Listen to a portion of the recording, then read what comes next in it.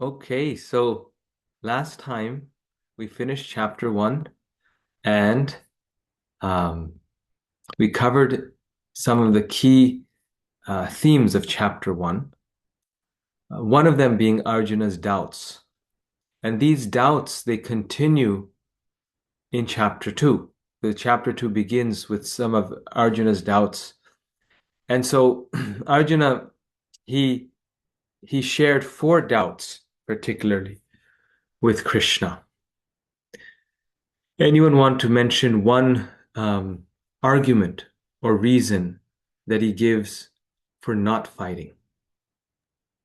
Compassion. Very good. Compassion.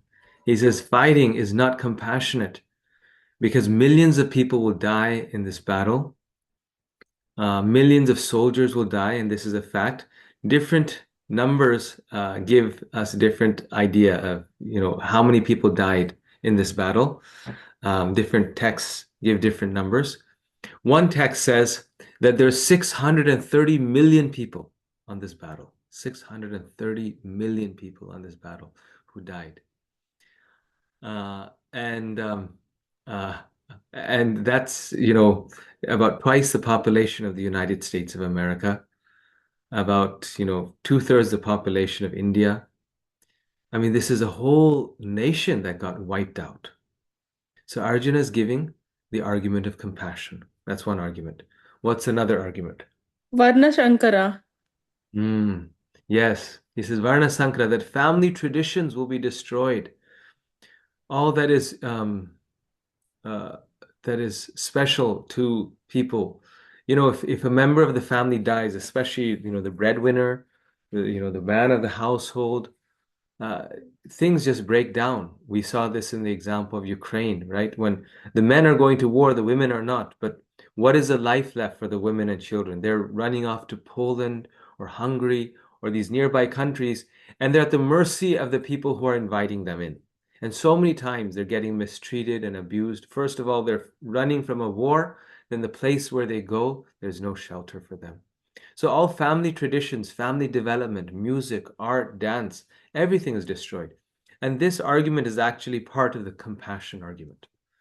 So it's compassion over the lives, the traditions, the society. Okay, what's another argument? Second, He'll Ingerson. say that again. He'll he said he's not gonna fight because there's sin involved. He will incur sin. Yes, yes. Sin, sinful reaction that will be involved in doing this. So one is compassion. Well, first of all, let's just think about others. And second, think about myself. There'll be so much sinful reaction, so much sin that will be incurred, not just by myself, by others also, who will be fighting in this battle. Very nice. A third one. Sense of enjoyment would be lost when family members pass away. Sense of enjoyment. So he's saying, look, anything a person does in this world is to pursue happiness. He says, what pleasure will remain when we see so much bloodshed?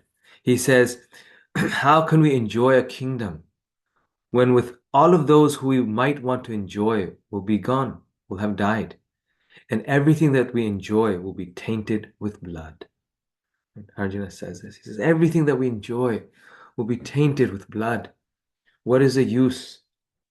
And you you know this from many different self-help gurus, communication gurus. They say that there's um, very famous person, I'm just forgetting his name, but he said that don't spoil the cake that you want to eat, right? So,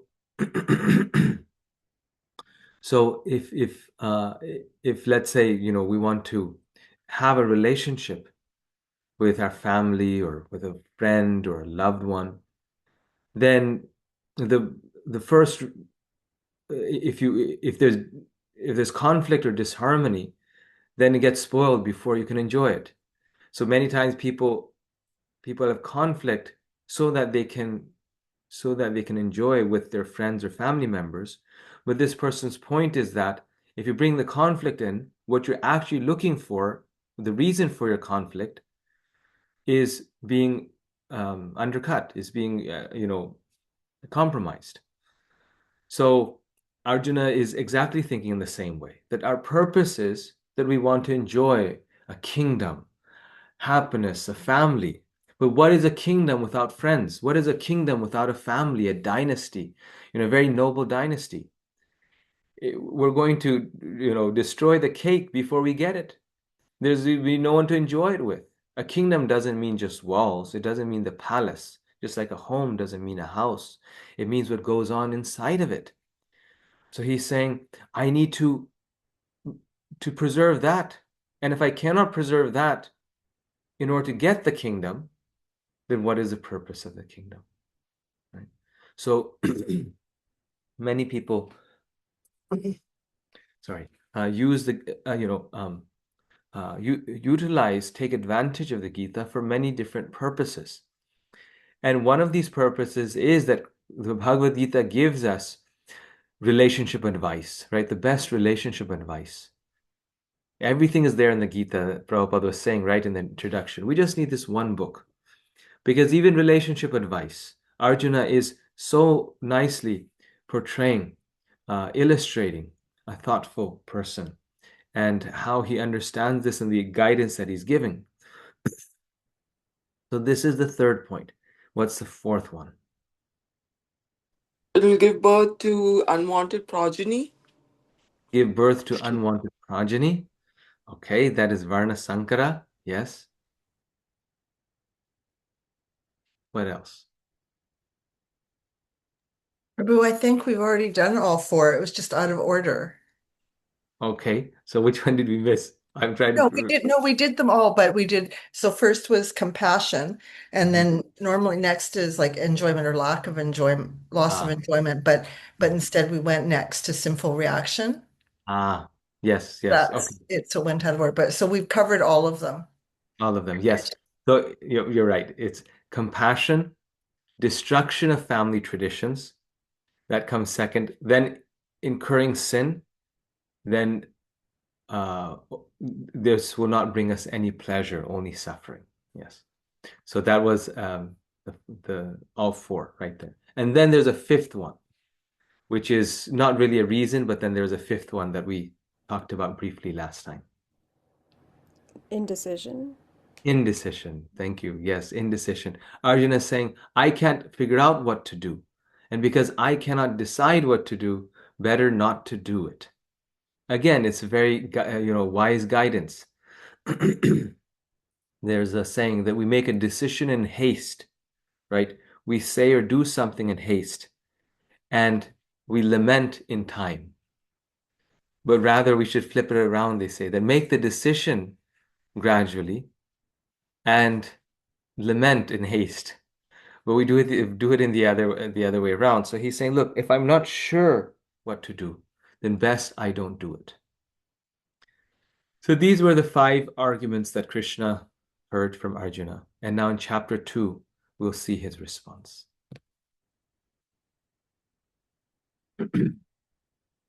So this is chapter 2 is known as the contents of the Gita summarized. It's the entire Gita in one chapter. And we generally don't think about it that way. We think chapter 2 is like basic knowledge, it's the introduction. But actually, when we read it deeply, we see how deep this chapter is and how it's the entire Bhagavad Gita summarized. And his journey in this chapter begins with surrender. You notice much of this artwork that it takes place in the showing Krishna and Arjuna, how many of them show the armies standing so closely together, right? Almost touching one another. You can see here, like both sides are there, Krishna and Arjuna are there in the middle. And how at that time the codes of war were so good that though they're standing right next to each other and they could just attack without the other party's notice or being ready, they would not start until the conch shells were blown, right? It was so honest the way they fought. It was on the basis of true valor, not on deception or trickery. So in the beginning, in chapter 1, we saw how Arjuna asked Krishna that please take my chariot in the middle of both armies. Now remember, Arjuna is the greatest warrior on the side of the Pandavas. Maybe not the greatest warrior in the whole arena, because on the other side you have Bhishma, you have Drona. These were valiant warriors, and it's very hard to say. And definitely Duryodhana didn't feel that Arjuna was a better warrior than Bhishma. It's very hard to say who was better. And in fact, Bhishma was better, a warrior. But because Arjuna had Krishna's support, therefore he was a better warrior. He was the best warrior. So imagine Arjuna is the best warrior on the side of the Pandavas. If Arjuna is gone, more than half the battle is won. More than half. Then it's just a matter of time, you finish off all the others. Arjuna and Krishna, everyone knows they're at the core of the entire battle. They're the ones that make this battle difficult. And Arjuna is telling Krishna, take my chariot in the middle of these two armies. One, because he has so much confidence that the other side will not attack him. He's the best warrior. They could easily throw, arrows and spears at Arjuna and destroy him at that very moment. He's kind of most vulnerable. He's alone there. 10 wonderful archers, if they shoot at once, they can destroy him. But imagine the dharma there at that time, that he said, take my chariot in the middle of both armies, alone. But he knows that they won't shoot at him. This is in itself a very significant point. It shows the way of fighting, the way of the ancient times, of how noble these warriors were. And secondly, Arjuna, knowing the deceptive nature of the Kauravas, is putting himself at great risk. So it's not just that, they didn't do it, but there is a possibility. I mean, they did so many immoral things up to this point. That's why the war came. They tried to kill them while they were sleeping by burning their house. They tried to disrobe Draupadi. They cheated them in the gambling match. So once again, they could have cheated Krishna and Arjuna, right? But Arjuna is taking the risk because he's so, so noble. He's like, I want to see everyone who's there. And secondly, because he has so much faith in Krishna. He knows Krishna will protect me. And then for 1 hour, it says that the Gita was spoken in an hour. Krishna and Arjuna are standing in the middle of both of these armies. And they're just speaking and they're talking, right? So this is Kurukshetra, for 1 hour. It's not just that he was there for 5 minutes. Anyone could have attacked them. But Krishna and Arjuna, he's come off of his chariot. He left his bow. Arjuna never left his Gandiva bow, as we will cover in this chapter, as you will see.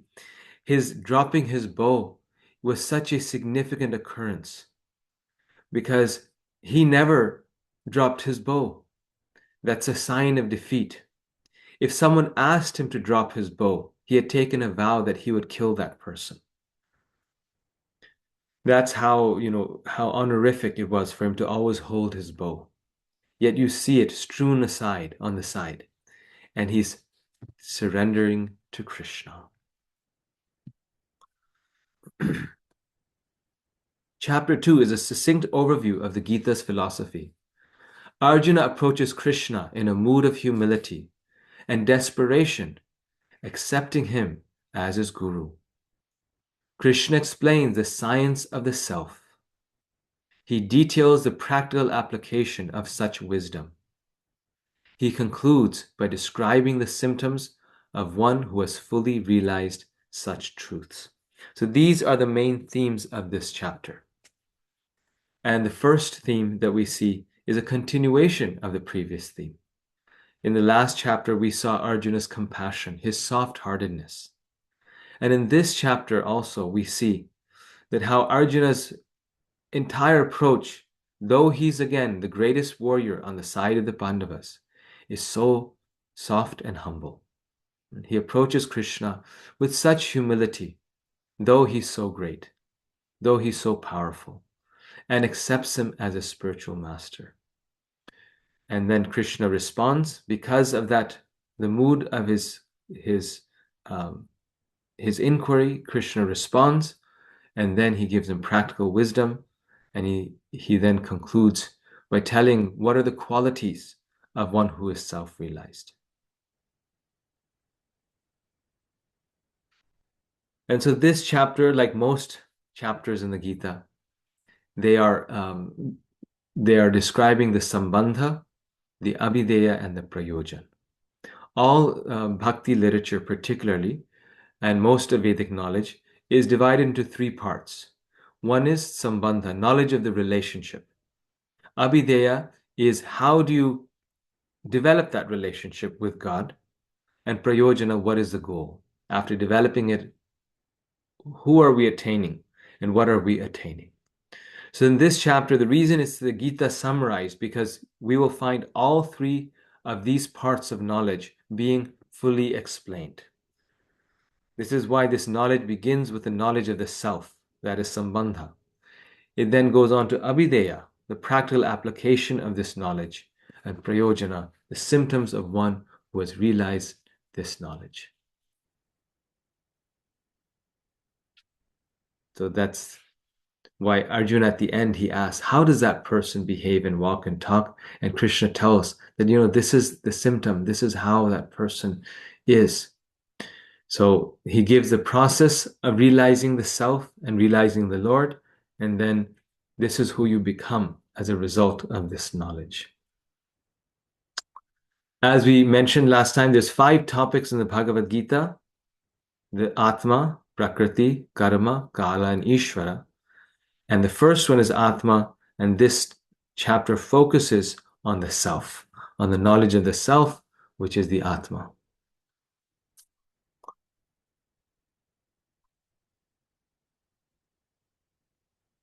The conclusion of the Bhagavad Gita is, as souls living in the material world, we are performing activities within the jurisdiction of time, though we actually belong in the spiritual world with God. So this conclusion, those words are highlighted, you can see, has all 5 topics in it. So first of all, we have to realize we are soul. Where are we? We're living in the material world. This is the human condition. This is the challenge that we have. We are performing activities. This is karma. Our actions are in our hands. And we're doing it within the jurisdiction of time. We have limited time to get out of this material world. Just like, you have those games, the maze.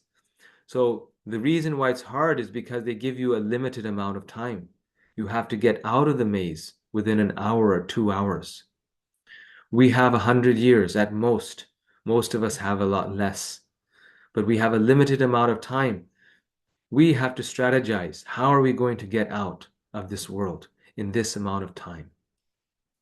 How are we going to surrender to Krishna so that we can reach the ultimate goal? Though we actually belong in the spiritual world with Krishna, God. That is the prayojan. That's where we are trying to go. We're trying to go back to Krishna. So nice, isn't it?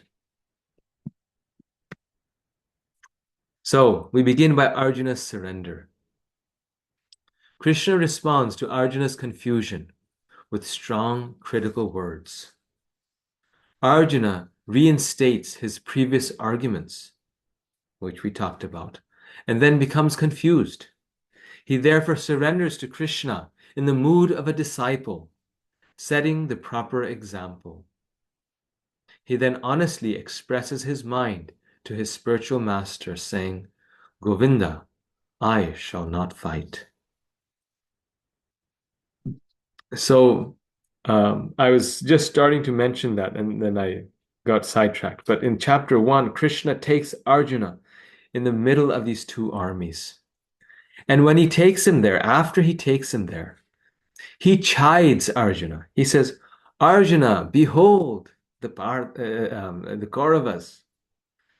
Behold Bhishma, Drona, your teacher, and Kripacharya, your other teacher. Behold all your friends and family members here. So when Arjuna is taken there, there's a big army. Arjuna might miss seeing Bhishma or Drona. So Krishna particularly points them out. And he says, look at Bhishma, look at Drona, look at all of your brothers and family and friends there. So that Arjun becomes even more sensitive to their presence. And he's chiding him, like, you'll have to fight with all of these guys, because he wants to test him. Right? He's showing, he's putting his devotee through a test and teaching all of us by doing that. And then when Arjuna has doubts, he says, Krishna, how shall I fight? Better they attack us with arms raised and weapons in hand than we fight back, for they are our superiors. They are my teachers. They are the ones who taught me how to hold a bow. Bhishma is the grandsire. He's the one who fed me and made me strong. So after he says these words, then what does Krishna say? Oh Arjuna, how have these impurities come upon you?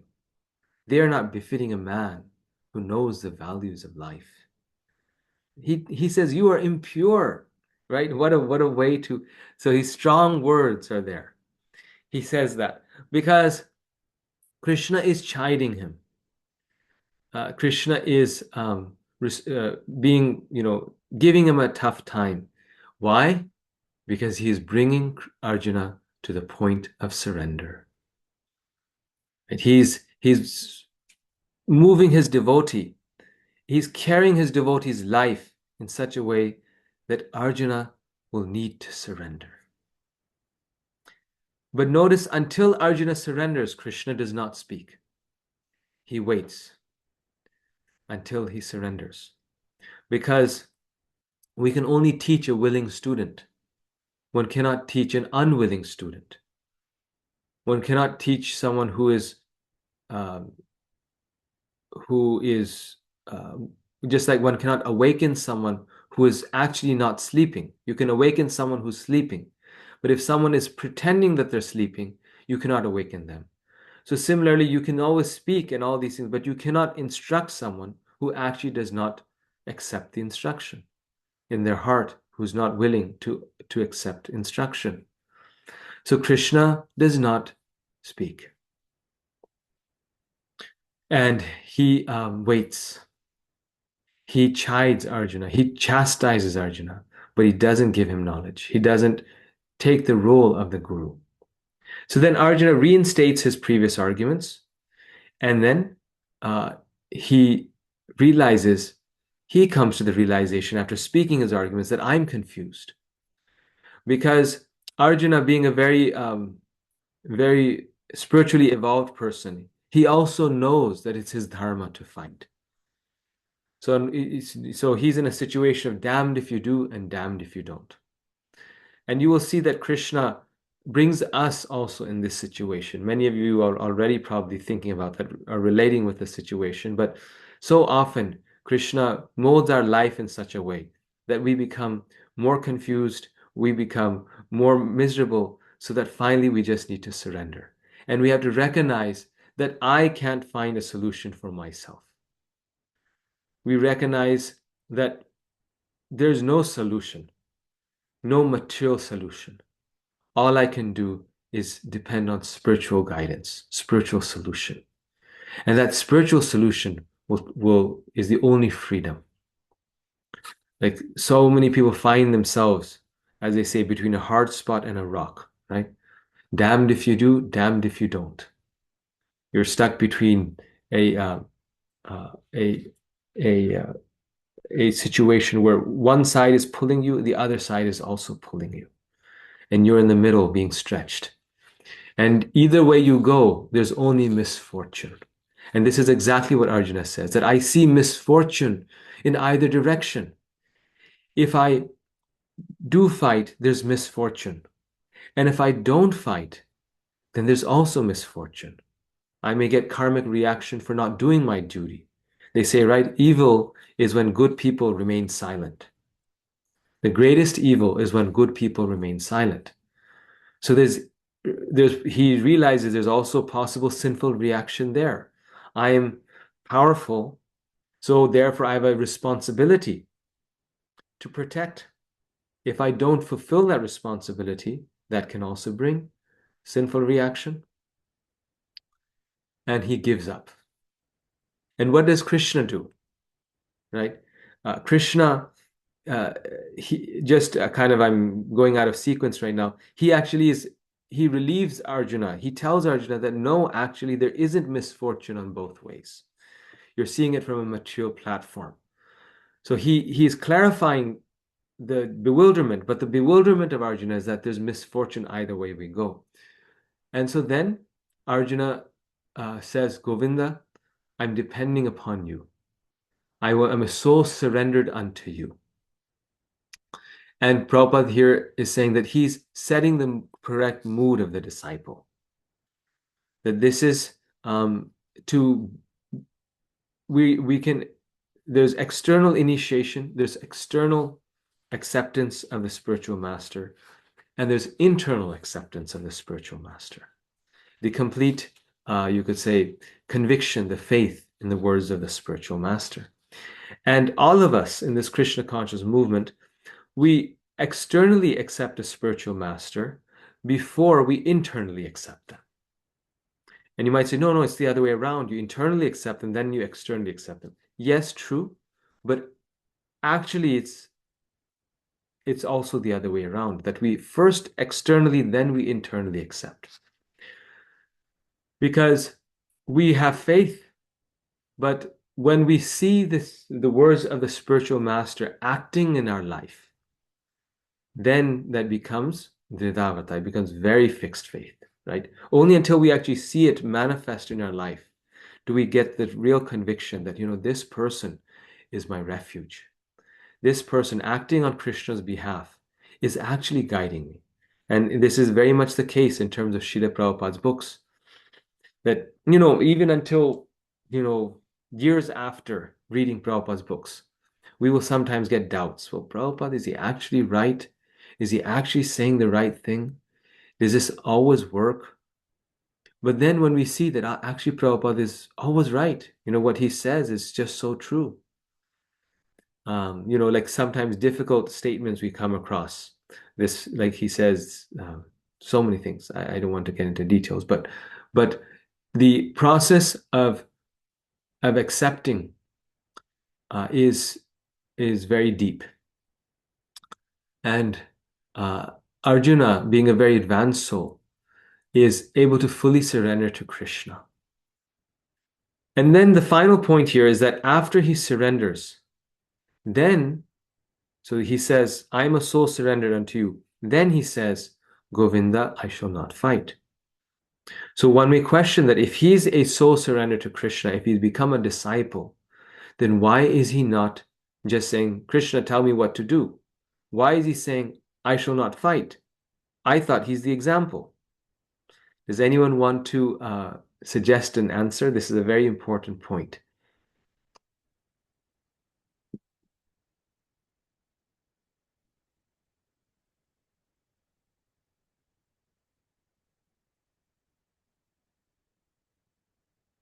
And you know why Arjuna here is telling Krishna after becoming his disciple that I shall not fight Krishna. Because he wants clarification from Krishna. Because now he's accepted him as a spiritual master. Yes, very So like good. he's giving his opinion. Okay. Very good. I like your answer. Yes. He's not fully surrendered unto him. Well, he's not fully surrendered. That maybe also be the case. Maybe he's, like I was mentioning, the process of surrender is a gradual process. Yes. He wants to fight on Krishna's order. He wants wants Krishna to. to order him to fight. Okay. So he wants that Krishna tells him that you fight. So if he says, yeah, Krishna, I'm interested, I could fight, then it could be his decision. But by saying I shall not fight, then if he has to fight, then it's Krishna's order. He's doing it by Krishna will tell him that. Hmm. Maybe because Prabhu, maybe Krishna's, he wants to actually, do this parampara thing. He wants to have the Bhagavad Gita through him. Hmm. Yes, yes, okay, very nice. So he wants Krishna to speak the Gita. Yes. So unless there's a problem, how can Krishna not solve the problem, right? Very nice. Very nice. So from indecision to decision, he Hmm. has to take some decisions.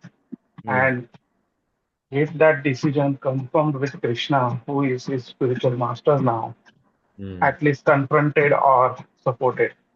Hmm. Very nice.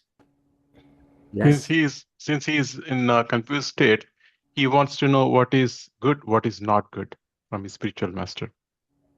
Okay. Yes. Yes. He's in a confused state, so he wants clarification. So all of what you said is correct. Everyone's response is correct. Sometimes in a discussion, Jayadvaita Maharaj does this very often. And those of you who know him will know this. One takes a very extreme position. I mean, he's not extreme, but one takes a very strong position so that the respondent wakes up, and then you nuance it after that, right? So sometimes to get to the truth, one has to take the extreme position that Krishna, I will not fight, and then see where Krishna brings it to. Like he's already leaning to not fighting. So he was saying, well, maybe Krishna will say, okay, I'll fight, you just help me. Or, something will work out, right? So you take the, negotiation. This is like negotiation. Maybe some of you are in real estate or something, and you do negotiation. You give a ridiculously low offer, and then you say, okay, let's see where this lands. So that is one reason that he may be doing this. Srila Prabhupada explains in the purport, Arjuna is doing this because it's not that he is not fully surrendered to Krishna. We are saying he is setting the example of a disciple. So he is doing this because it is the duty of the disciple to reveal their mind to the spiritual master. It is a duty because that is honesty, right? His honesty and simplicity is attractive to Krishna. What's in is also out. What's out is also in. A devotee, not just a spiritual master, but he deals with everyone in this way. It's not duplicitous that this is what I'm feeling, this is what I'm saying, and this is no, especially with the spiritual master, one has to be very straightforward. And that is the first sign. So he is feeling that way, that there's no way I can fight. This is adharma. Now that he's on the battlefield and he's seeing his teachers and his grandsires and all these worshipable personalities, he's saying, I shall not fight, Govinda. But he's not saying that because of his impudence. He's telling Krishna, I must so surrender to you, I'll do what you say. But Govinda, I shall not fight. So he's also expressing his mind. And this is what Krishna later on tells Arjuna, that when you go to a spiritual master, tad vidhi pranipatena pariprashnena sevaya. That our duty is to pariprashnena, is to ask questions. But then, not just ask questions, pariprashnena sevaya. In reciprocation for those questions, also offer service. Or rather, perform the service and ask questions also. Because then both the questioning and the response will be successful, right? Then it'll actually manifest. When we go to any teacher, then we are taking their most valuable asset, which is what?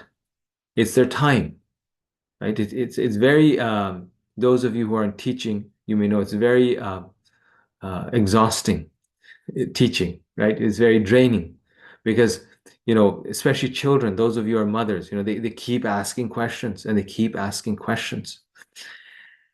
And in our modern society, the teachers get paid. Right? Okay, so thank God, at least they're getting a salary. In mature society, that's the case. But in spiritual context, the spiritual master, the teacher is not getting paid. No one is paying. So their offering of their time is their offering. It is their selfless offering.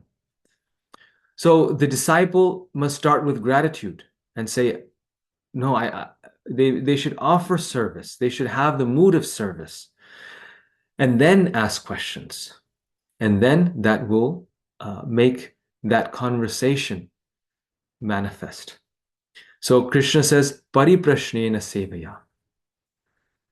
Because otherwise we may take the pariprashnena part for granted and not value the spiritual knowledge that we are getting. In the Upanishads, you find this very often it's described between sages. It's such a theme, actually. We don't read the Upanishads that much in our day-to-day reading, except for Isha Upanishad, but other Upanishads like the Brihad Aranyaka Upanishad, Chandogya Upanishad, you find the disciple, I think it was Yajnavalkya who was speaking, or the disciple, I can't remember, but he goes to his teacher and he says, please give me the knowledge of something, something. And the teacher says, go and perform austerity for 1,000 years and then come back and I will teach you. It's a simple question he's asking. It's like such a simple question, like, who am I? But he says, go and perform tapasya for 1,000 years and then come back. So Yajnavalkya will go out and perform 1,000 years of austerity. And then he comes back. And then the teacher says, he asks, can you please now answer my question? He says, go and perform for another 1,000 years, then come back. So they go and perform another 1,000 years and then comes back. And then he asks a question, and then the teacher gives few sentence response. This is it, this is it, this is it, this is it. The same thing that they could have given 2,000 years before.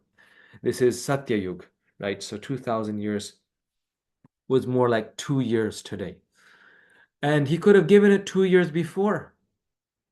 But no. Why? Because the disciple would have heard, but they would not have understood. Hearing and understanding are two separate things. Because of the austerity, the penance, and the service to the spiritual master, the service to Krishna, they're able to realize that knowledge. Because spiritual life is not just about hearing, it's about realizing. Hearing helps in the realization, that is a process of devotional life, but it's about assimilating. It's about accepting. And this is why, this is the whole process. So this is how we make advancement in Krishna consciousness. That we read and we hear, this is how we come to Krishna consciousness. Prabhupada's Mercy, his books. And then we've heard, we've understood, right? After this course, Bhakti Shastri, all of you will be self-realized, right? We've heard it. But no, then we do service, for years of service. And as we're doing it, we're reading and hearing and reading and hearing and reading and hearing. But then maybe 20 years later, the same thing that we read 20 years before actually sinks into the heart. It actually like opens our heart. Like, wow, actually, this makes sense. Actually, I should surrender to Krishna. And surrender means this. So the process of service to Krishna is very potent. And it's not a different process. It's perfectly ingrained in the process of hearing and chanting about Krishna. Pariprashnena sevaya. So then sambandha. Krishna's basic instruction on the soul. A truly wise person does not mistaken the body to be the self. So this is now his so many verses on the soul. The individual soul eternally exists and the body constantly changes. Therefore, one should not abandon his religious duties due to bodily attachments. So here Krishna is telling Arjuna that he's giving an argument for the existence of the soul and for reincarnation. He tells Arjuna, Dehinosmin yatha dehe kaumaram yovanam jara, tatha dehantara praptir dhiras tatra namohyati. He's saying, as the embodied soul continuously passes in this body, from boyhood to youth to old age, the soul similarly passes into another body at death. A sober person is not bewildered by such a change. So, where is the argument here? He's actually giving evidence or an argument for the eternality of life. He's saying that, look, every so often our body is changing completely. And you see Prabhupada, in all of his lectures, so many of his lectures, he's using this logic. And where is he getting it from? He's getting it from Bhagavad Gita, Krishna's words directly. Krishna is saying, your body has changed, but you are still the same person. Right? Prabhupada has told us that every 7 years, our entire body changes. And if you look at medical science today, it says that every 10 years, every single cell in our body changes, including the brain cells. So it's not even the brain is the same. If you look at baby Trump and President Trump, completely two different people. Maybe not so different, but you can see very, very different. It's one case, the president is even his mother is changing his diapers. That same child will become the president. Their body has changed, but not just their body, their mind has changed. Now they might be directing a whole army. They're, managing so many departments. They're doing so many things. So both the mind, the body, everything has changed. Yet Trump knows he's still the same person. In the same way, just like in this life we're changing bodies, Krishna is saying, why do we think that after this body, we don't go into another body? This is, like the whole process of science is you look at a small sample and then you infer the bigger point, the theory. So the sample of life is showing that my body has changed. If I'm 70 years old, my body has changed 7 times. I've gotten a new body 7 times. Yet I'm still the same person. So if I've changed body 7 times, he's saying, why should I be impressed that after this life, my body doesn't change again? And that's this verse, and that's an argument for reincarnation and the soul. And if you present this argument to people, even at like college classes, it makes sense to them. People are like, oh yeah, no, that makes sense. It's not such a far-fetched idea. What we call death, Krishna says, is just a sudden change of body. So he's saying, look, the body is continuously changing. Even in this life, we've died 7 times, at least. If we're 70 years old, we've left that body, gotten a new body. So why are you so attached to the body? The soul is eternal. The soul is ever existing. And so don't give up your duties based on your attachment to the body. One must execute his duty regardless of bodily inconvenience. Text 14 and 15. For the soul is eternal and the body temporary. The soul cannot be killed and the body cannot be saved from death.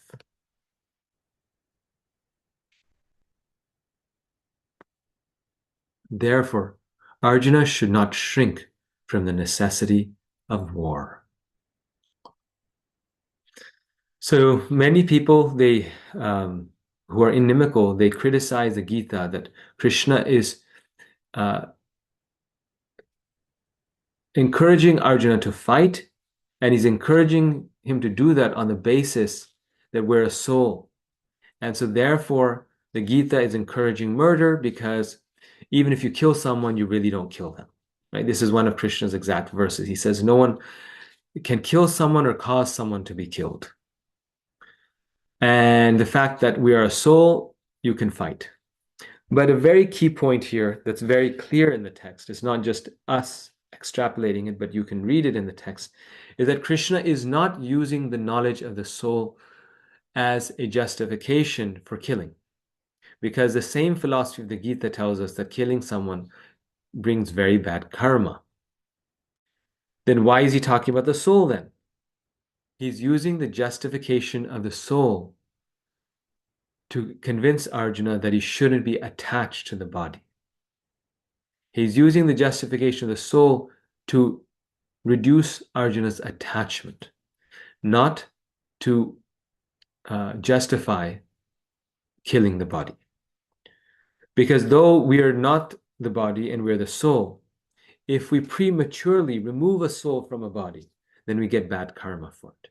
Prabhupada gives the example that though someone may be renting an apartment and he doesn't own the house, nor is he the house, if you prematurely evict him or remove him from the apartment, that's a crime. You can sue the landlord. You can sue someone who has kicked you out of your own home because that is your home. So in the same way, the body is currently the home of the soul. So us removing the soul from the body is illegal. It brings sinful reaction, bad karma. So just the fact that we're a soul doesn't justify acts of war or murder or killing. And a reading of that, reading the Gita like that is a misreading. But knowledge of the soul does justify a detachment. What's stopping Arjuna is not the fact that he doesn't fight. Arjuna has fought in many, many different wars, thousands of wars, because he's a king, a warrior. So war is not a new thing for him. Fighting in a battle is not something that's like, well, should I fight and kill someone? I mean, he's fought so many battles. What's stopping him is his attachment to his kith and kin. And that's stopping him from doing his dharma, from his duty. See, one must execute their duty. It's stopping him from doing the right thing also. It's stopping him from pleasing Krishna also. So Krishna is giving the knowledge of the soul to liberate Arjuna, to bring him to the transcendental level, so he can get the strength to do his duty. Just like chapter 2 is customarily always read at funerals. When someone has died, then people read chapter 2. Do they read chapter 2 because actually the goal is that after reading chapter 2 at the funeral, they'll go and kill everyone else at the funeral? No, it would be ludicrous, right? And people who criticize Krishna for that are saying something like that. No, the reason chapter 2 is read after funerals always, I mean, there devotees or not, anyone in this tradition in India, Gita is always read after that, especially this section on the soul, is to remove the lamentation of the loved ones who have lost their beloved. Right? It's to assuage the heart, to comfort the heart of those who are feeling the pain of separation by assuring them that their friend or their family member has not died. They are actually eternal. It's described to them to reduce their attachment to their friend because they know that actually he wasn't the body to begin with. He was a soul. In the same way, Krishna here is doing it for the same purpose. Arjuna is lamenting. Arjuna is attached.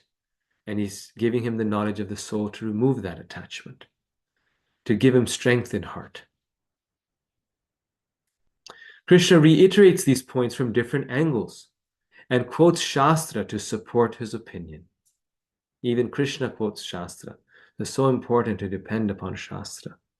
He then explains that the soul is impervious to all material transformations.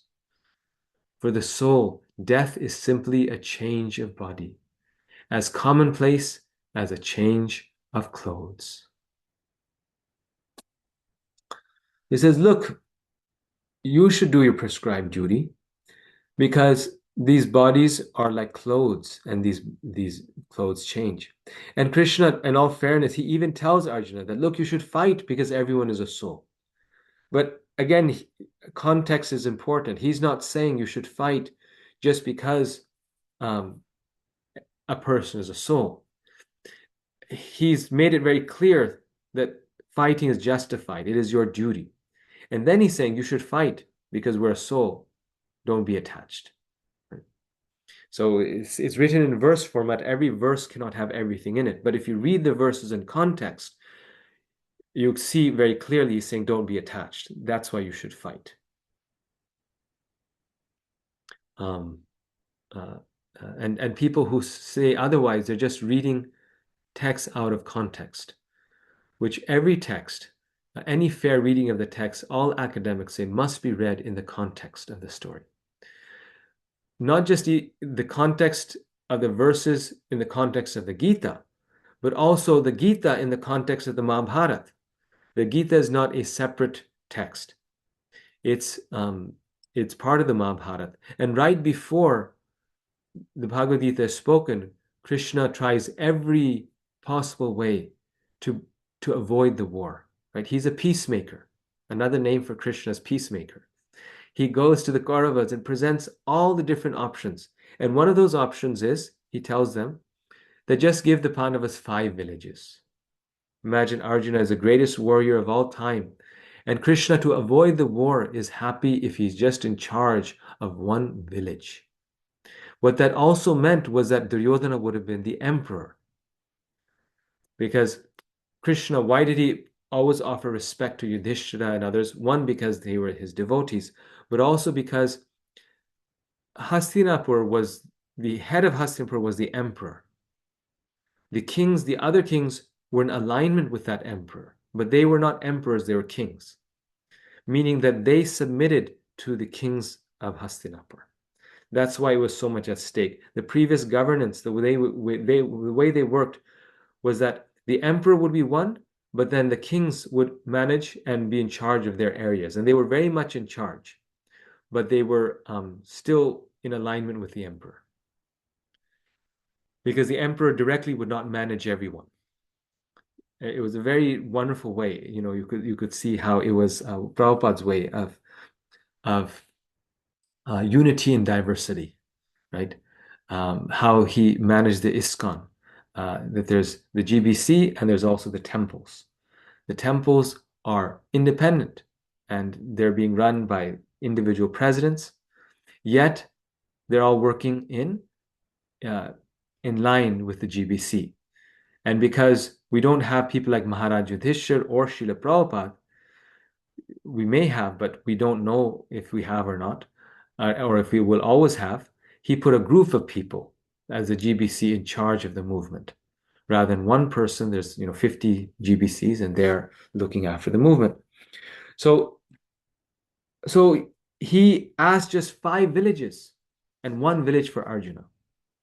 So if everyone is a soul and it's okay to fight and kill, then why would he ask for villages? He would have told Arjuna and Yudhishthira from the beginning, just go and fight. I'm on your side.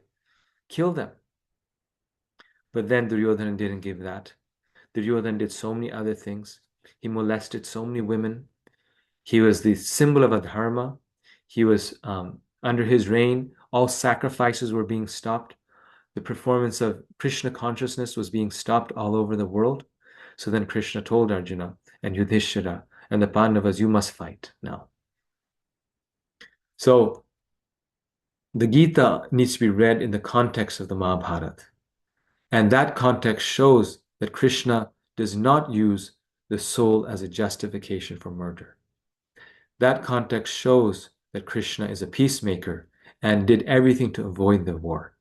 And this is why Gandhi said that he found principles of non-violence by reading the Bhagavad Gita. This is a quote from him. This is very well documented.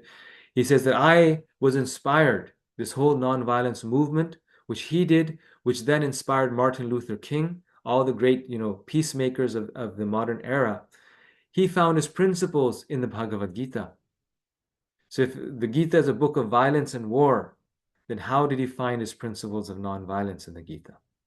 Of course, Prabhupada also chastises Gandhi for this reason. He says, what is the question of non-violence? Krishna is saying, if you're your duty, you must fight. But non-violence in the sense that don't fight for yourself. Fight only for Krishna, which we see is Krishna's instruction. He tells Arjuna that if you are fighting for yourself to begin with, then you were in the wrong consciousness to begin with. So if this was about you and your friends and your family members, then you're here for the wrong reason. This is not about you. This is for service. This is for the establishment of dharma, service to me. Krishna addresses the following doubt. What if, as many philosophers say, there is no soul distinct from the body? So then Arjuna may have a doubt. Well, I mean, Krishna, you're telling me that these people are souls, but who knows if they're souls or not? Maybe I will kill them and then realize that all this philosophy is wrong. And then Krishna, being the perfect spiritual master, even removes that doubt. He says, even if this is true, Arjuna should still fight. If the soul is not a distinct entity and is simply a product of matter, it will dissolve again into matter after death. And again, that matter will be reformed into life. Thus, death generates no loss.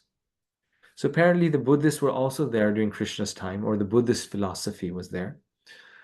And what the Buddhist philosophy says is that there's no soul, but somehow, this ego, this false ego comes together, makes a body.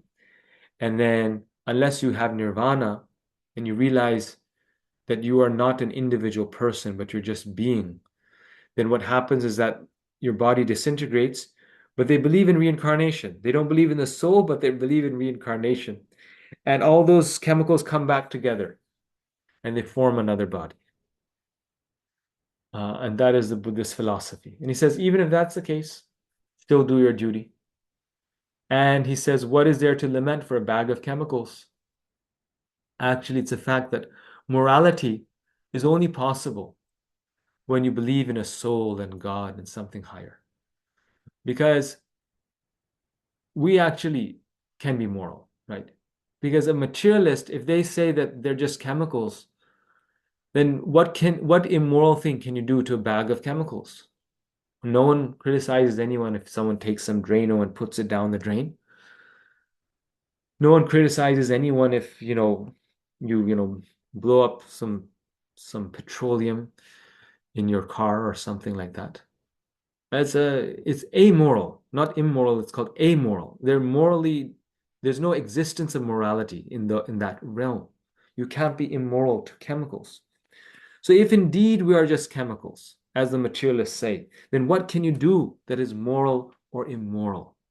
And that's why actually these philosophers, they do say that morality is non-existent, Nietzsche, right? That is just created by humans. It's a mental construct, but there's actually nothing like good or bad. Morality is relative, it's a mental construct, and this is a very big field of ethics, like very mainstream, not field, viewpoint in ethics. Because if you're truly honest in your philosophy and you believe that you are chemicals, then what wrong can you do? How can you justify any moral or rational value to anything? It's just a mental construct. We are humans, we need to survive, so therefore we create morality just so we all can survive. But there's not actually any reason to be moral. If I could find a way to survive by destroying everyone, then I might as well do that. And this is called actually egoism. It's a viewpoint in morality, in ethics, where these philosophers actually argue that morality means doing what is best for you, for yourself. It's an actual viewpoint, and there's people today, intelligent people who believe in it. Spiritually not so intelligent, but yes, because they say that that's the fact of life. We make even the rules of ethics for our survival, so the ultimate rule is you do what's best for your survival. Krishna says, the idea that there's no distinct soul is merely the creation of groping philosophers whose insufficient minds are bewildered by the imperceptible and amazing soul. Factually, the soul is a distinct, indestructible entity living within the body. Hmm? So this is the point. Right.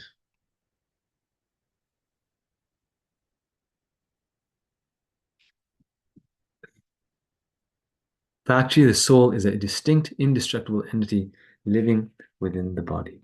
So though he looks at that viewpoint, though he considers the viewpoint, and he gives an argument for us that even in that viewpoint one should still perform one's duty, he very quickly dismisses it, and he tells Arjuna, "Have no, you are a soul."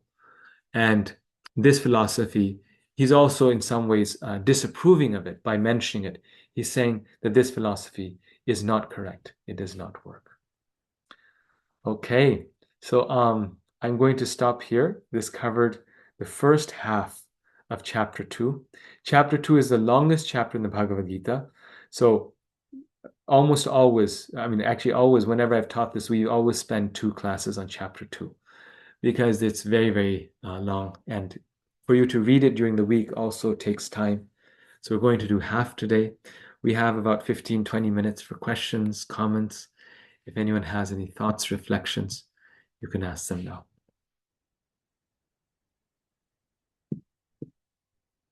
Hare Krishna, Prabhu.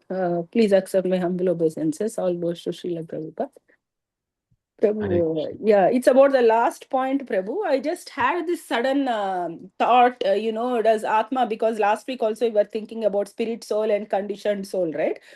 So as such, this soul, so it does it have all the qualities of Paramatma? No, right? So it has all the qualities in the sense that it has samples of all the qualities, but it doesn't have those qualities in the sense that it doesn't have those qualities in full. So, for example, Paramatma has the quality of omniscience.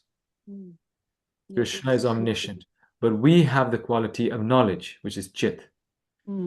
So therefore, Prabhupada said one in quality but different in quantity. So we have the same quality of knowledge, but Krishna is fully omniscient, we are less. Similarly, in terms of Ananda also, we have some pleasure. We are pleasure-seeking beings. It is natural for us to be happy, and we are happy people. But Krishna has unlimited happiness. So that's why he is Satchidananda.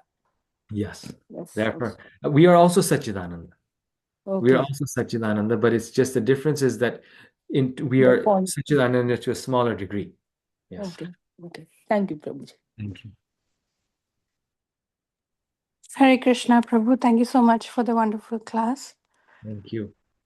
So, just wanted to understand that how can we perceive this eternal nature of our soul in our daily, like day-to-day life, despite the temporary nature of the body? That's a very nice question. Actually, we were just talking about this a few days ago in one discussion that we were having, and just in a different setting, and we were mentioning how many devotees in our movement have come to that level of realization, because the reason why we experience the pains of this body, like if we get some disease or if we're suffering in some way, is because we identify with the body. Right? When we identify with the body, then we feel painful. The example of that is when we are watching a film, or even better than that, when a close relative of ours is going through some difficulty or suffering, then we also feel pain because we identify with that person. If there's so many people suffering out there, someone down the street I don't know is suffering, they're suffering. I may help them, but I don't feel the pain of their suffering. I feel the pain when I identify with someone. The soul's identification with the body is so strong that anything that happens to the body becomes the pain of the soul, even though it's not the pain of the soul. So therefore, Krishna is saying that the way to transcend this suffering or pain is to not identify with the body, to realize that we are a soul. Now, many devotees in our movement have come to that level where, though they had cancer, they would not take pain medication because they didn't need to, because they weren't feeling the pain of the cancer. Because their detachment from the body was so strong, they had realized that I'm a soul, and they were not identifying with the body. So it's true, it's real, and even to this present day, we can come to that level. Recently, one wonderful devotee in our movement, they fractured their toe, a part of their body, and they're still giving class, and no problem. I saw this also in the case of my spiritual master. He fractured his hand, and it was somehow the next day he was just working like normal, and it was a fracture. It was actually, they took the X-ray. There's a fracture there. So these devotees, they've come to that level now. Uh, so it's possible we can live that life. How do we come to that level? That is the process of bhakti yoga. So we can't come to that level artificially. We say, okay, no, I'm just going to think in that way. I'm not this body, and I'm the soul, and anything happens to the body, it's not me. I'm not. Artificially, we actually can try to think in that way, but we can't reach that stage. The process of bhakti is so nice that it's a cleansing process where this body is like a glove on the hand, right? So by the process of bhakti, we are scrubbing this glove so that it eventually comes off, and what's left is the hand. So to your question, how do we realize it? That's the process of hearing and chanting, the devotional service, the 9 processes of bhakti: Shravanam, Kirtanam, Vishnu Smaranam, Pada Sevanam. Why these processes are there? Because these processes, day by day, steadily, week by week, our conditioning is reducing, and more we're realizing our soul. And by the end of our life, or even before that, we come to that level, we're like, wow, I'm actually not this body. So this devotee who had cancer, her name was Mother Kunti. She was a disciple of Srila Prabhupada. For 40, 50 years, she was serving Prabhupada in her own small way, an unknown devotee. She wasn't a guru, she wasn't a sannyasi, but she was very loyal to Prabhupada, and she was serving his movement, trying to make her family Krishna conscious, trying to be Krishna conscious herself, chanting her rounds nicely. And by the end, she made it. Though her life was less than perfect. She had 2 marriages. The first one didn't work. Her kids struggled. She struggled. But Krishna accepted her devotional service. And through that process, her conditioning, the ropes that are tying the soul to the body, loosened. And by the end, she realized she's not this body. The doctors were so impressed that they actually had the TV channel come and do a news story on her. Because they said, this is our first cancer patient who has stage 4 cancer but isn't taking any pain medication. And she's doing it obviously because of her spirituality. Some people would come and feel very sorry about her, and they would like sympathize with her. And she would say, please don't sympathize with me. Please don't feel sorry for me. She says, I feel as the most fortunate person, and I feel sorry for others, that why they're not experiencing what I'm experiencing. Imagine someone to say that, right? And then finally, people figured it out. Like, this lady is very happy, and she's transcendent. Well, so then others started coming to her with their problems, and they're like, "Can you please help us with this? We're going through this struggle. We need your advice. Can you give us advice?" So yes, so we can come to that stage very nicely by Krishna's path, not our path, but Krishna's way. Krishna's given us a process through these devotees, the scriptures. If we follow that process, we realize the 2nd chapter of the Bhagavad Gita. Very beautifully explained, Prabhu. Thank you so much. So it's actually a blessing to get so much of challenges in the material life, like the example you gave for Mother Kunti here. Yes, Because her in name that also case, Kunti. you keep looking for the better truth. Yes. And the challenges are part of the process. You see, like people say, in bhakti, there's so many challenges. Even within our devotional life, even within our devotional community, there's so many challenges. Yet Prabhupada told us to stay within this ISKCON community. Why? Because the challenges are part of the process, right? If we say, oh, well, I'm going to practice Krishna consciousness, but I'm not going to deal with these challenges, then it's like saying, I'll go to the gym and I'll just act as though I'm lifting the weights, but I won't lift the weights. And guess what? Everyone's, my trainer is going to think that I worked out for 1 hour.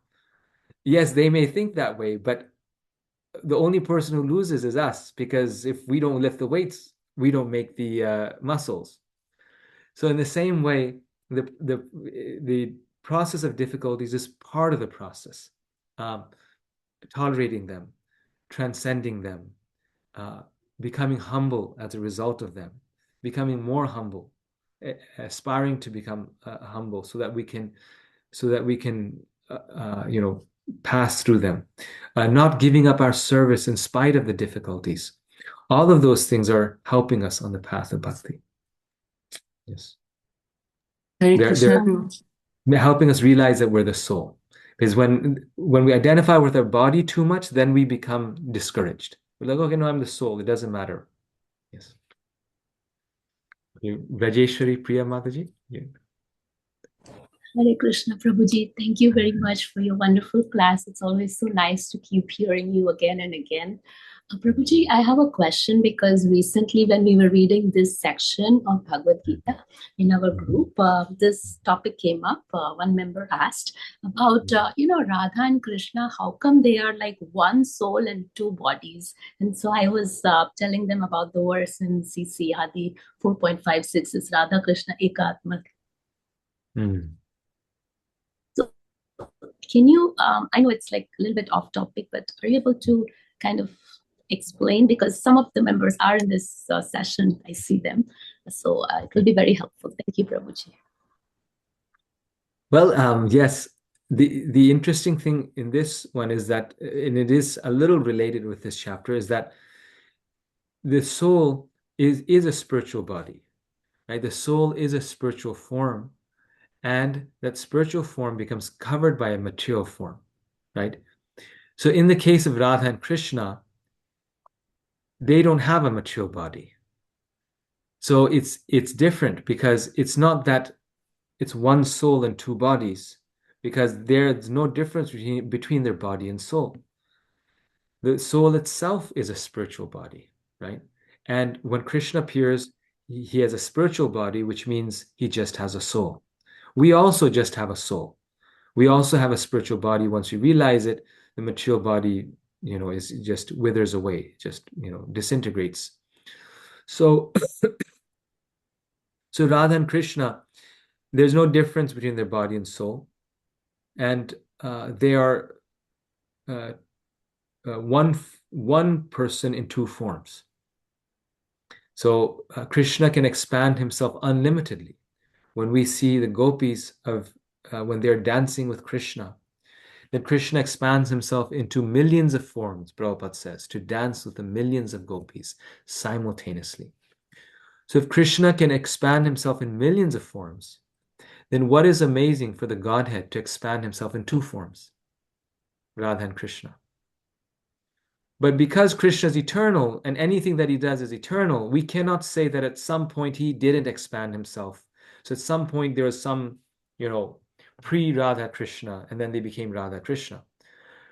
Since he expanded himself and he's eternal, he's always expanded himself. The ultimate reality is Radha and Krishna. You see what I'm saying? So what the verse is saying, it's saying a philosophical point, that they're one in essence. But we cannot say that there's something before Radha and Krishna that's one that becomes two. Simultaneously, Radha and Krishna are always one in the form of Sri Chaitanya Mahaprabhu. So they're always one and they're always two, because that same spiritual form is expanding, expanding, expanding. So it's just a way of saying that they're two bodies in one soul, because Krishna and Radha don't have bodies, material bodies. They are an expansion. right? There are two expansions of the same Godhead. Yes. Thank you, Prabhuji. Hare Krishna. Thank you. Nice question. Very nice one. Vinita Mataji. Hare Krishna, Prabhu. Hare Krishna. Prabhu, there is, I have a very basic question. There is in page 2.8, page 71, verse 2.7, there is a line which says, how Arjuna understands the Bhagavad Gita is stated in the Gita itself, and yet foolish mundane scholars explain that one need not submit to Krishna as a person, but to the unborn within Krishna. There's no difference between Krishna's within and without. If you could elaborate this, please. And amazing, your question is exactly what was related with the previous question.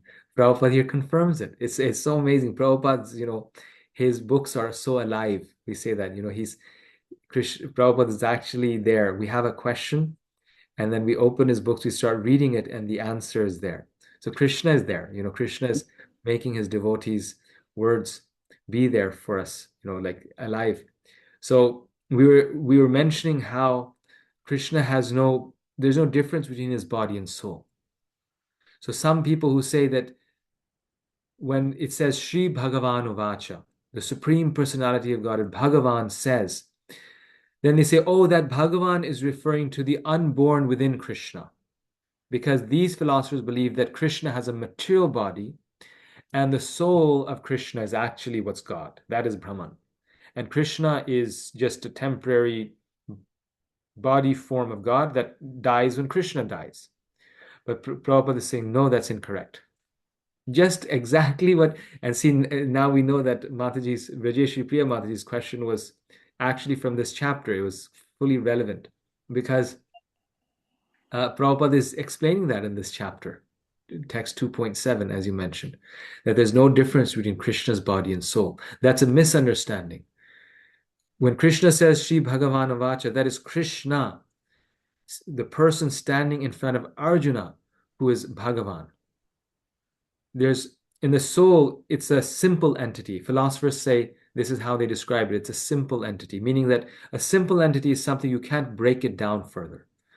Our soul, our Atma, one of the qualities of the Atma Krishna mentions in the Gita is it cannot be broken to pieces. Why does he say that? Because it's a very important quality. If it can't be broken to pieces, then it's a fundamental element, and that is us. Right? The problem with us saying that we are the body is that, well, what part of it, right? You can break every part of the body down. So am I the finger? Am I, the brain cell? Am I the heart cell? And that's why even materialists can't figure out what they are. Because it's like, well, is a person without a hand, are they a human being? Like, well, yeah, they are because they have the capacity to talk. Well, is a toddler a person? They can't even talk. Yeah, because they have the capacity to talk. Well, what about a person in coma? They have no capacity to talk. They have no consciousness. Are they a person? It's like, well, yeah, because they look like a person. But they don't know really what a person is because there's so many different forms of a person. Because the body is not a simple entity. You can break it down. But the soul is a simple entity. You can't break it down any further. And that's why that's who we are. It's never changed. It's always been there from beginningless time. Archit Prabhu was just saying this at the American Academy of Religion. He has a book table there, a BBT book table, and many scholars come up to him and they're saying, what does eternal mean? They think eternal means from now on eternal. And he clarifies, he says, I tell them, no, eternal means based on the Gita, it's saying no beginning and no end. So us, that minute being, has always been there. There's been no change. Similarly, Krishna's form is that. Krishna's body and our spiritual body, the soul spiritual body, is a simple entity. In other words, you cannot separate his eyes from the rest of the body. The spiritual form is indestructible. It is unbreakable. You cannot separate his finger from the rest of his body. It is a simple spiritual form.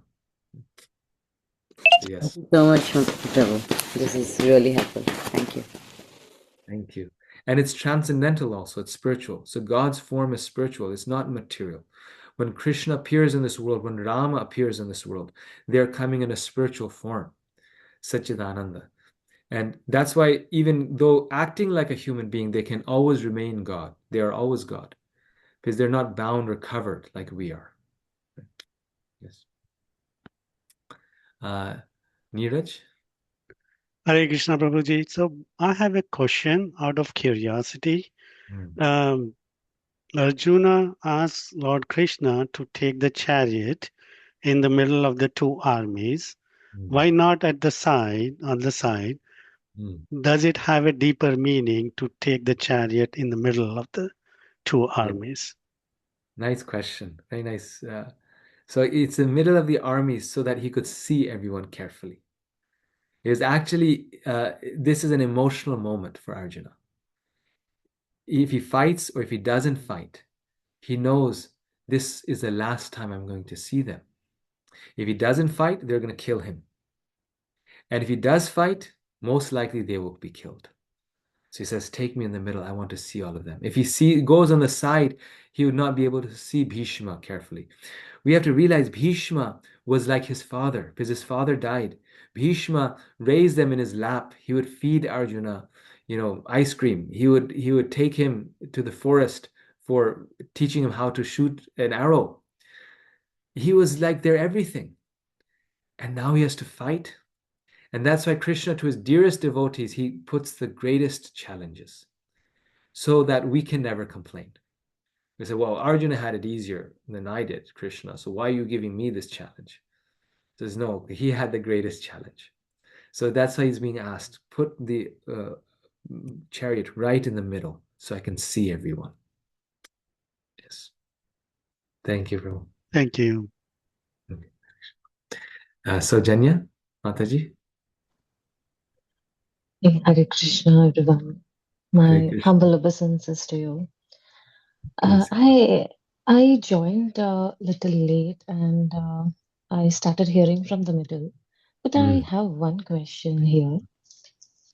So you mentioned that if somebody kills before the time of their death prematurely, then they will get the sin. But is it possible, like it says that without Ishwar Krupa or without Ishwar's permission, even a leaf can't move. And how can someone can go beyond that and kill them? Yes, very nice question. Wow, you all are brilliant. This is such a nice point. So the question is that I said that if you kill someone prematurely, that brings bad karma. This is why we don't kill and eat animals. But Sojanya is saying, how can you kill someone prematurely when everyone's time and destiny is arranged by the Lord? So it's a fact that any person who dies because of their own past karma and based upon destiny, time, Krishna's desire, right? But if we become the instrument to take their life unjustly before the natural death, then we get bad karma. We are getting the bad karma. So Krishna is a master of, as they say, hitting two birds in one stone, right? So it's someone's karma to pass away early, so they will pass away early. You're absolutely right. Mare Krishna Rakeke, Rake Krishna Mareke. If Krishna doesn't want someone to die, if they're not destined to die early, no one can kill them early. And you see people like this. It's like they've gone through everything. A bomb blasted, 2 feet away from them. They fell off a cliff, all these things, and somehow they don't die. And someone else, like perfectly normal life, and one night while they sleep, they die. It's like, it's so true. You see these people like the destiny is so clear. So if someone is meant to die, they will die. But if we do the wrong thing due to which they are dying early, we get the bad karma. Just like a great philosopher, he said that how people act to you is their karma. How you react is your karma. Right? So in this case, it's kind of switched opposite. that yes, everyone is having their karma, but how we act is our karma, right? So, so yes, we will get the bad karma, and that's why many times in the scriptures you'll see if something happens, like Parikshit Maharaj is passing in 7 days, it's completely unjust. Even if he did wrong, it's too heavy of a punishment for just putting a dead snake around someone else. But Parikshit Maharaj, his viewpoint is that, look, I won't be able to die if it's not my karma to die. So it must be my karma, so let the snake bird come. And this is the mood of an advanced soul who has that realization. They're like, why should I fight with anyone or something? Because anything that's happening, especially life and death, they say it must be in my own destiny. This person can't change my destiny. This person is just the instrument. And while they need to be punished, and while Krishna will relate with them, I'm just concerned about my own destiny. And Krishna will deal with them in whatever way is right for them. In other words, they will get their karma. So that's their viewpoint. We cannot act on that level because we don't have that realization. So we need to act in a more level where we are at. And secondly, part of our duty in terms of our bad karma and good karma is that if someone does wrong, it's our duty to turn them in, right? Because it is a duty to punish the criminals. It is the duty of the king to punish the criminals. So unless we report them, how will the king punish the criminals, right? So that's why on both reasons we don't act on that level. But ultimately it's a fact that they cannot touch us unless it is part of our destiny.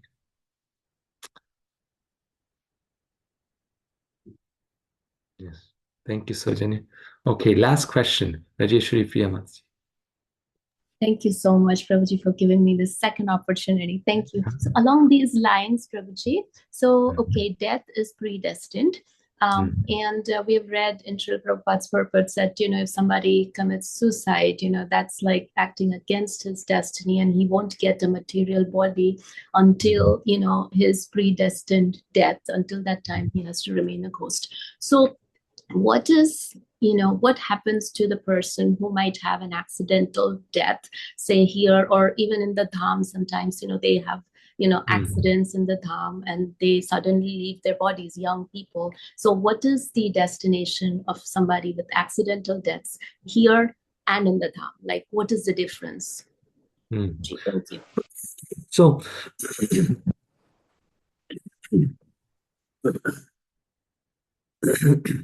death is predestined in the sense that others cannot determine our death. But death is not predestined in the sense that we have no control over it, right? Through our activities and actions, we can change our destiny. And that's why after that, Maharaj Parikshit, he immediately starts to read Srimad Bhagavatam, hear Srimad Bhagavatam. And when he does, it's described that he dies, he gives up his body even before the bird comes. After hearing Srimad Bhagavatam, he wants to go back to Krishna. So he gives up his body before the bird comes. But Parikshit Maharaj did not need to die, right? He had this spiritual power to counteract the curse of the Brahmana. So our destiny is in our hands. It's not predestined, especially in the case of a devotee, in the sense that we can, the way we behave affects it. Of course, ultimately the devotee leaves it up to Krishna. And Prabhupada did this, that our life is in Krishna's hands, and in that way it is predestined.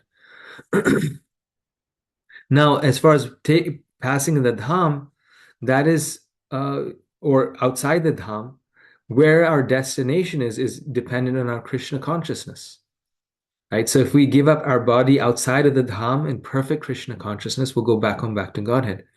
If we give up our life accidentally in the dham, we are very fortunate, and most likely we're Krishna conscious. That's why we got that opportunity. But even then, Prabhupada said that the reason why there are so many monkeys in Vrindavan, he said, is because these people, they left their body in the dham, but they were still performing sinful activities.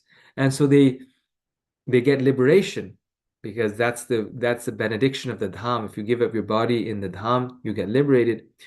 But they still have to take births within the liberated state of being the dham. They come back as a monkey, and they got to work out their desires and try to enjoy as a monkey.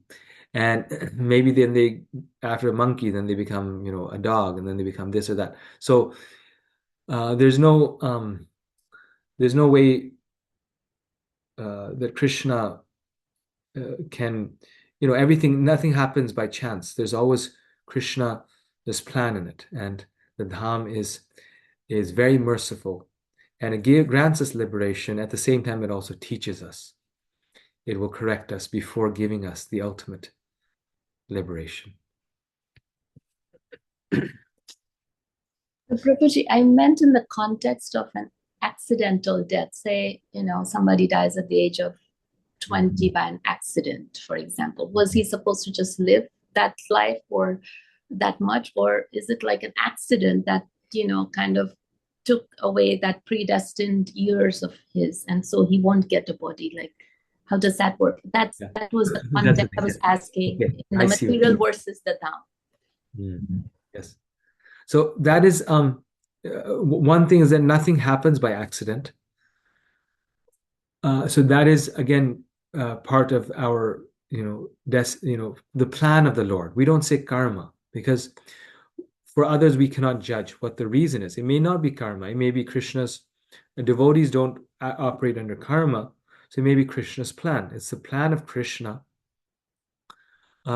And then, of course, you mentioned that in the last time when you asked suicide. If they, intentionally take away their life, so it's not by accident, but they're thinking, let me end my life. If they accidentally end their life themselves, like, they weren't trying to kill themselves, but they do something by which they end up killing themselves, like maybe,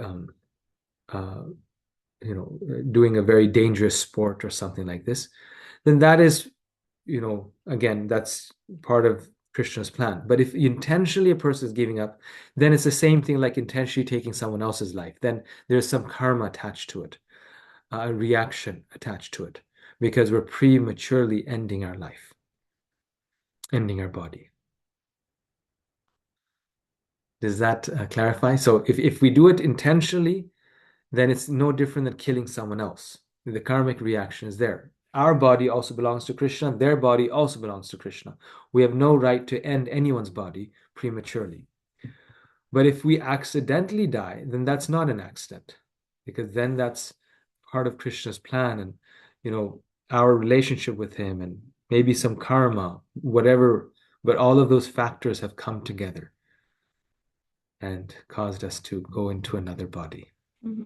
So all accidental deaths also are considered Krishna's plans, and that predestined death, not necessarily it was a premature death. Is that how? No, yes, nothing happens by chance. And that's why Krishna consciousness gives us so much relief, because we say, if he had just not made that turn, he would be living. But it's not, that's the external manifestation. The car accident that happened is the external manifestation. Things don't happen by accident. There's a deeper reason that happened. That was just the catalyst. The accident was just the catalyst. The real reason was that they were meant to go to a different body. There's a reason they had to leave this body. Okay, thank you, Prabhuji. Yeah. Hare Krishna. Hare Krishna. Thank you so much. We went a little over time today. Generally, we end at 8:30 my time, which is an hour and a half. So next time we will finish chapter 2, and we'll share the homeworks on the group, a few chapters, so you have those homeworks. Thank you, everyone. Hare Krishna. Thank you. Hare Krishna.